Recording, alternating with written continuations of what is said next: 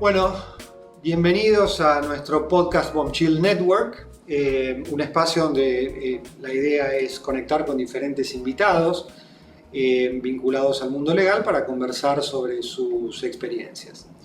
Soy Marcelo Denton, gracias por acompañarnos en nuestra primera edición.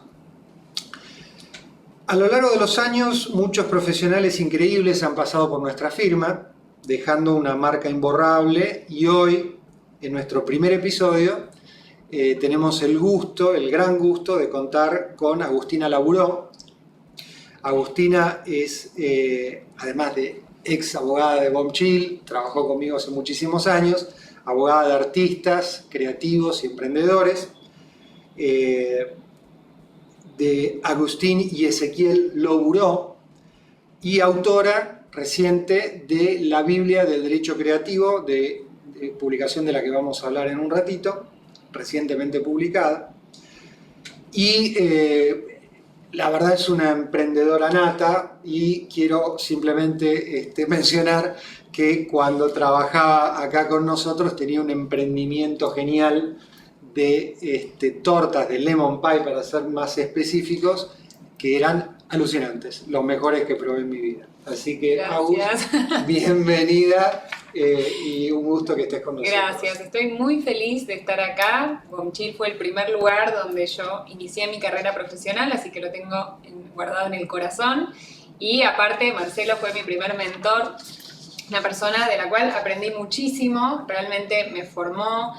Aprendí todo lo que implica trabajar en un estudio grande, en una estructura, tener una persona empática y generosa a la hora de brindar sus conocimientos, y eso es algo que a mí me marcó muchísimo, y recuerdo haberlo mencionado en muchos lugares, como que haber trabajado acá y haber trabajado con gente amable y empática para mí fue muy, muy lindo, muy necesario, porque también uno después en la práctica del derecho se encuentra con otras situaciones, con otras realidades, y la verdad soy muy agradecida de la oportunidad que tuve en su momento, y que creo que de alguna manera me trajo de vuelta acá hoy en otro formato. Y una anécdota muy linda que a mí me encanta mencionar es que creo que se daban como distintos vínculos y prácticas en el estudio que después te marcan, ¿no? Al día de hoy yo sigo manejando, y cuando me encuentro una patente MDT, no puedo dejar de pensar en cuando nos enviábamos mails, correos, ¿no? Esos códigos que manteníamos en el estudio, y que creo que nos siguen vinculando a todos los que pasamos por acá, y que es una gran práctica entre muchísimas otras que disfrutábamos, pero bueno, que al día de hoy con las amigas que me hice en el estudio seguimos manteniendo, así que nada, gracias por recibirme. Muchas gracias a vos. Contanos un poquito lo que hiciste, ¿no? ¿El estudio fue tu primer trabajo? ¿O uno de los primeros? No, en Bombchill sí, fue mi primer trabajo. Yo ingresé, estaba estudiando y apliqué para ingresar al programa de jóvenes profesionales, ¿me acuerdo?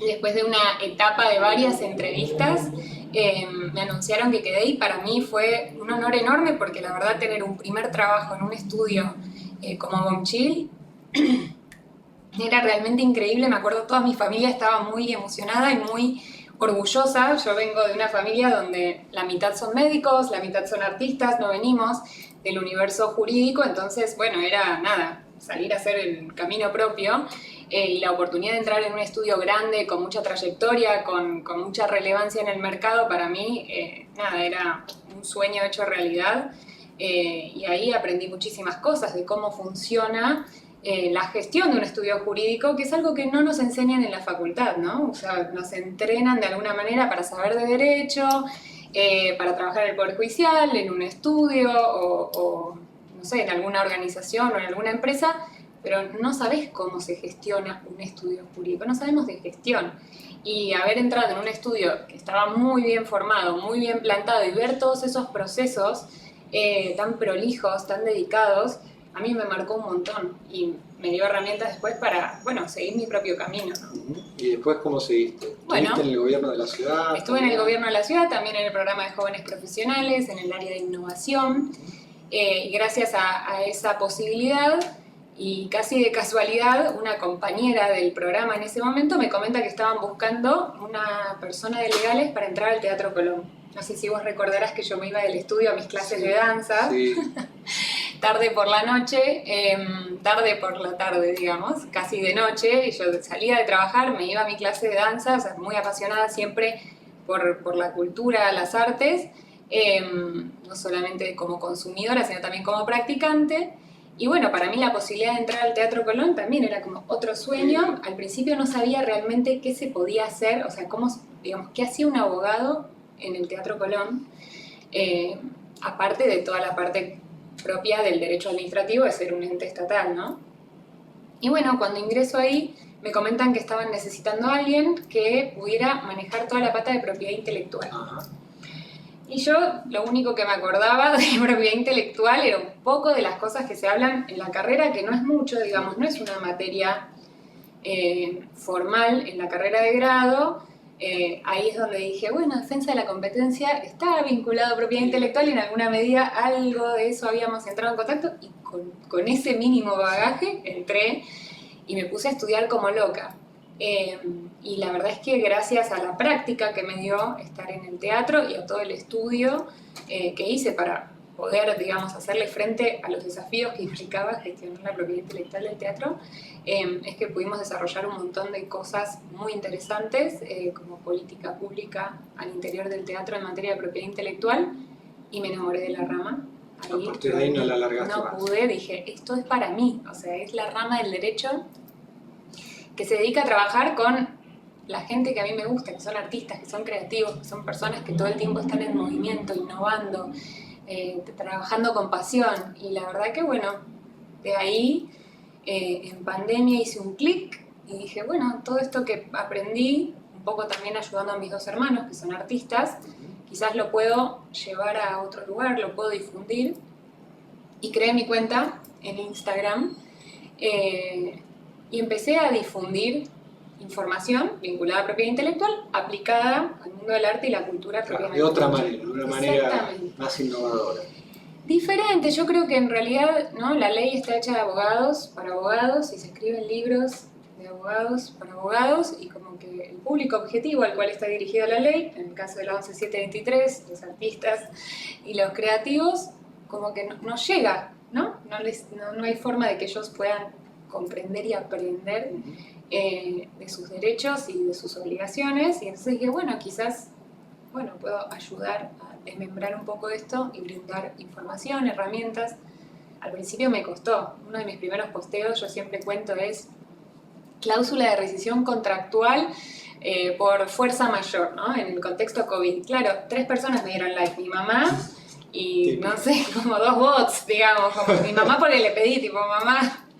Claro, uno no sabe tampoco de comunicación, ¿no? Ese es otro punto que yo siempre destaco, como que en la facultad nos dan las herramientas para ser un excelente profesional en la materia, pero después no nos enseñan a vendernos o a comunicar lo que hacemos, cómo lo hacemos.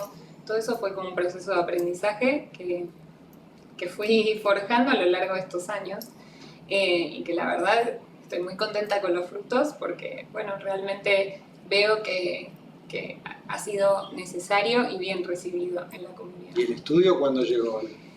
Y el estudio, bueno, al principio era one man job, o sea, era yo, como vieron esos reels que aparecen, ¿no? La community manager, y paso yo con un par de anteojos, la abogada, paso yo con otro par de anteojos, la que contesta los mails. La foto de perfil es hago con varios pares de anteojos, así que ahí está. Exactamente, entonces yo hacía todo al principio, después se sumó otra abogada a trabajar conmigo. Después, finalmente, fusionamos fuerzas con quien hoy es mi socio, mi amigo, mi compañero de aventuras, que es Ezequiel. Y bueno, y ahí lo fuimos formalizando un poco más. Fue, digamos, entre 2021, ahí fue donde nosotros nos fusionamos, y bueno, en 2022 ya lanzamos como la comunicación más institucional. Que era un periodo donde toda la actividad artística estaba parada, ¿no? Exactamente. Por la pandemia. Exactamente. Pero al mismo tiempo había mucha producción para el entorno digital y había como mucho desconocimiento, ¿no? Y se generaron oportunidades. Los contenidos digitales se Exacto, explotaron porque mucho, exactamente. medio complicado. Mucho uso no autorizado, muchas cosas que la gente no estaba quizás tan acostumbrada a ver, y fue una oportunidad.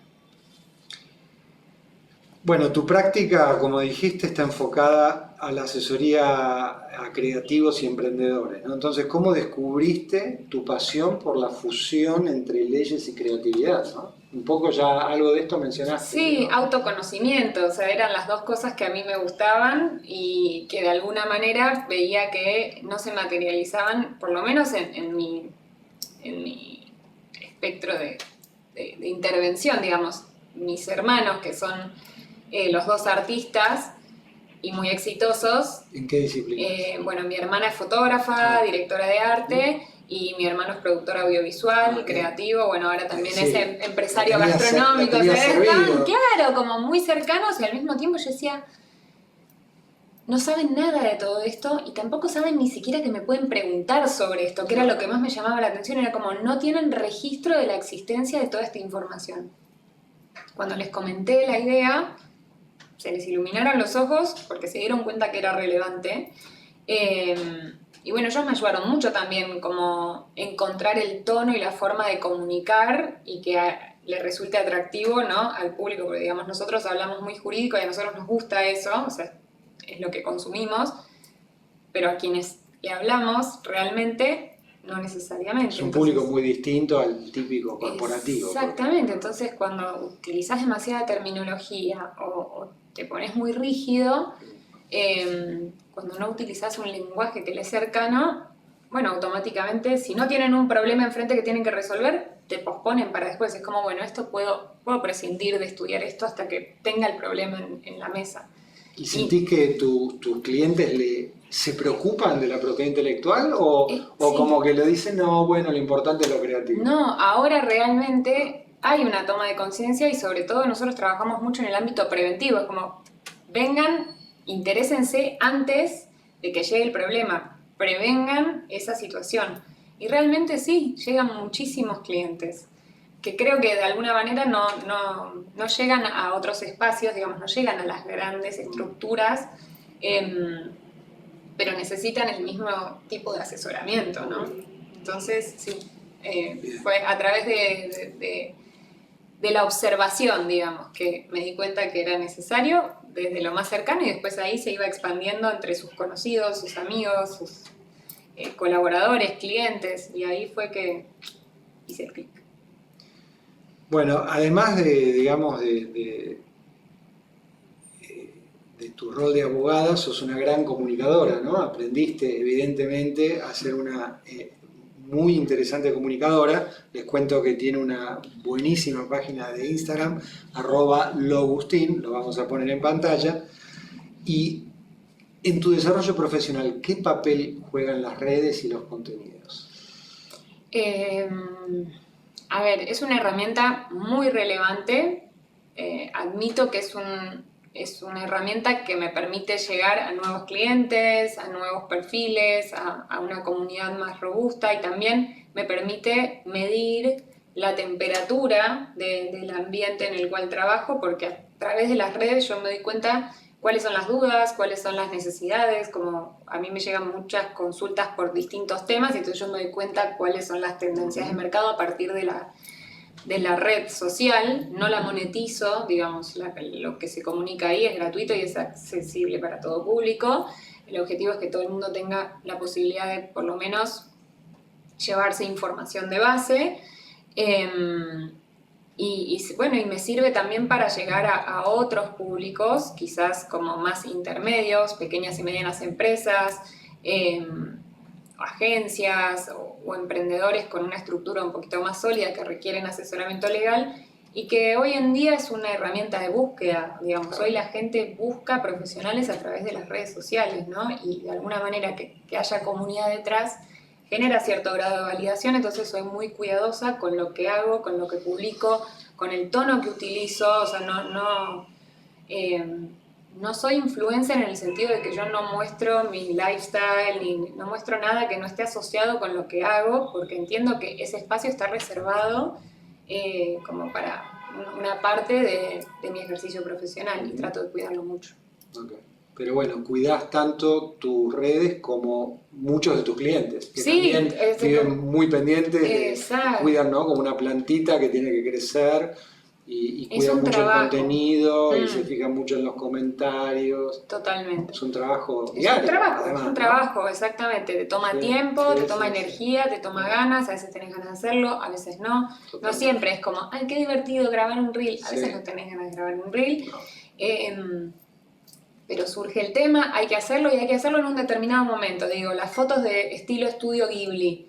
El momento para publicar un contenido vinculado a eso era 1 o 2 días después del fin de semana que fue, ¿no?, explosión esos contenidos. Y a veces no tenés ganas, no tenés tiempo porque tenés que atender clientes, tenés que atender otras cuestiones que sí monetizamos. Pero bueno, el contenido es relevante porque posiciona o porque de alguna manera te mantiene vigente, ¿no? Es como, bueno, esta persona sabe, está leyendo, está informada, no vive en una burbuja. Seguro. Entonces, bueno, todo es un trabajo de aprendizaje. Genial. Bueno, mencionamos en la introducción que presentaste hace poco la Biblia del Derecho Creativo, Defender, Gestionar y Monetizar las Ideas. Un libro que se ve muy innovador, muy lindo estéticamente. Contanos un poquito Bueno. cómo surgió ese proyecto. El proyecto surgió así como de la misma manera que fueron surgiendo las redes y lo escribimos junto a mi socio Ezequiel. Demoramos casi 3 años en terminar el proceso porque nosotros lo que buscábamos era de alguna manera traducir conceptos jurídicos a un lenguaje claro y al mismo tiempo sabemos y entendemos que la gente aprende de distintas formas y queríamos de alguna manera como abordar esas distintas formas de aprendizaje, no solamente con herramientas escritas, sino también con elementos visuales, infografías, ilustraciones, pero no que fuera simplemente un dibujo que le agrego al texto, sino que la ilustración apoyara en la comprensión y la comunicación. Entonces, tuvimos un trabajo muy arduo con la ilustradora que contratamos para que ella pudiera comprender lo que nosotros queríamos transmitir. Para tener que ser un equipo, ¿no? Exactamente, y la verdad que fue un proceso espectacular. Es muy difícil escribir un libro, realmente.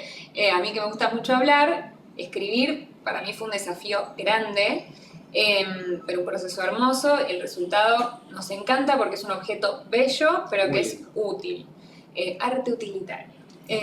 ¿Dónde se consigue el libro? Se consigue en la tienda online de Papel Limón, que es nuestra editorial, y además en distintas tiendas físicas. Estamos en el Malva Puertos, estamos en Monobloc, estamos en Montón Tienda y en algunas otras librerías del resto del país, así que se puede conseguir físico online y tenemos envío a todo el mundo. De hecho, ayer llegó un envío de 30 libros que nos encargó un estudio en Perú, así que estamos muy contentos, porque el abordaje que le dimos fue más de derecho a nivel general. No es que basamos el libro en la ley 11723, sino que lo planteamos más desde, bueno, las bases o los fundamentos de la propiedad intelectual aplicada a las industrias no va a requerir creativas. Una actualización constante. Exactamente, o sea, está más pensado como, bueno, cuáles son las bases de la ley o de los tratados internacionales, y hacemos algunas apreciaciones de las legislaciones de distintos países hispanohablantes. Es decir, es un libro como de awareness, por decirlo así, ¿no? Para que los potenciales clientes sepan, bueno, acá hay un tema. Exactamente. No para que se agote necesariamente. Exactamente.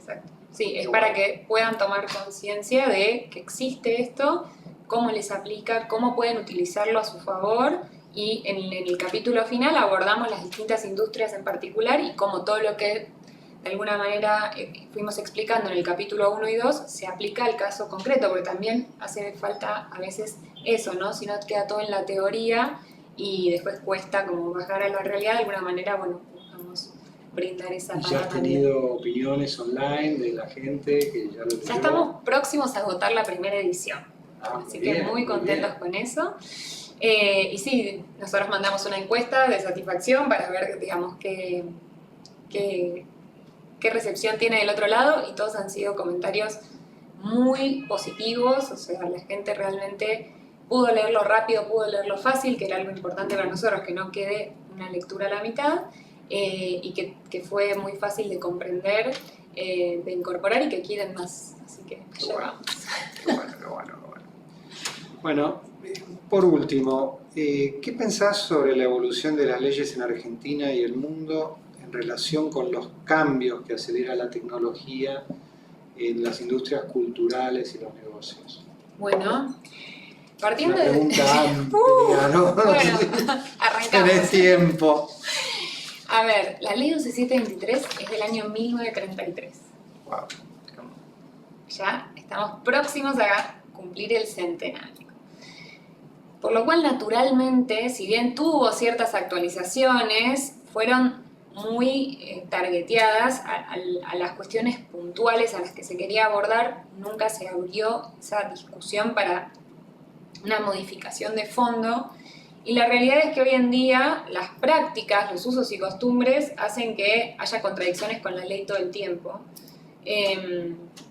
Y que de alguna manera estamos tan presentes en el entorno digital en donde aplican leyes que no son la propia, que hace que se genere mucha diferencia, mucho desconocimiento, mucha falta de comprensión y en alguna medida falta de creencia en la ley por esto, porque no se termina de entender, bueno, qué ley aplica en qué caso y para qué cosas. Entonces, bueno, no se puede hacer nada, Internet es tierra de nadie, y eso considero que genera una situación muy grave. También es real que existe una tendencia hoy, que no es nueva, del copyleft, pero que hoy está tomando muchísima relevancia, y es de quizás considerar que la propiedad intelectual cumplió un rol o un ciclo en un determinado momento y que hoy no es relevante y necesaria para las prácticas que se vivencian hoy en día. Entonces, yo obviamente no estoy a favor de eso, digamos, no considero que la propiedad intelectual tenga que desaparecer, pero sí sufrir algún tipo de transformación que le permita adaptarse a los tiempos que corren y tratar de siempre equilibrar intereses, que ese es el rol fundamental que tiene, ¿no?, la propiedad intelectual en particular. Es como, por un lado, bueno, tenés creadores, artistas, innovadores que necesitan motivación para seguir creando. Si no les das protección y no les das la capacidad de monetizar eso que crean, se genera un sedentarismo creativo, considero yo. Y por otro lado tenés el público que tiene un interés legítimo y constitucional de acceder al arte, a la información, a la cultura. Y bueno, en alguna medida tenemos que equilibrar eso, pero acompañando los procesos tecnológicos que no se pueden evitar. Por otro lado, digo, la inteligencia artificial. Eso, No justamente vamos te a iba a decir, preguntar de eso. no, la propiedad intelectual dice que no, entonces demos de baja todo lo que hay. Lamentablemente no va a pasar. Entonces busquemos de qué forma podemos acompañar eso con ética y con normativa. ¿No? Hace poco tiempo, ¿no? Hubo en Hollywood casi una revuelta, ¿no? Bueno, mi hermano que vive en Los Ángeles estuvieron de paro muchísimo tiempo que no se hicieron películas por el miedo, digamos, a que se reemplazaran desde libretistas hasta actores. Sí, actores secundarios, sí. Bueno, algunas publicidades, entiendo, de algunas figuras muy relevantes hoy en día se hacen con inteligencia artificial y abarata muchos costos, porque si vos tenés una figura que está hoy cumpliendo un rol futbolístico, por ejemplo, en un país y tiene que hacer una publicidad en Arabia Saudita, digo, todo el traslado que eso implica, los costos, bueno, quizás creando un avatar de esa persona, facilita muchísimo, pero también desafía y perjudica a una industria que ya de por sí es muy informal y está bastante golpeada. Exactamente. Así que bueno, lamento terminar esta entrevista con un tono sombrío. Muchas gracias, Agus, por compartir toda tu experiencia, tu buena onda con nosotros. Bueno, y a ustedes gracias por acompañarnos en este primer episodio y los esperamos en la próxima. Gracias por escuchar, gracias por la invitación y bueno, nada, muy, muy contenta de estar acá y muy entusiasmada de ver quiénes siguen en los próximos capítulos. Bueno, que sigan los éxitos. Gracias. Tuyos,